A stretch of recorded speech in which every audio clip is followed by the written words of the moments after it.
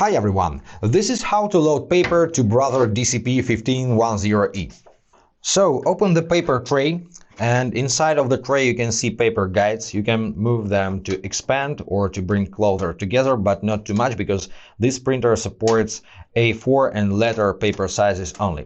Also pull this stopper towards you, and actually that's all you need. Spread the guides to maximum, take a paper stack and push inside the printer to the end and align with the paper guides.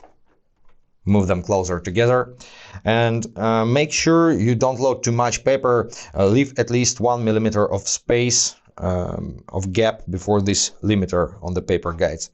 Now align the paper with this stopper like this and you're all set. I hope this was helpful. If yes, consider to subscribe to our channel, hit the like button and be awesome. Bye guys.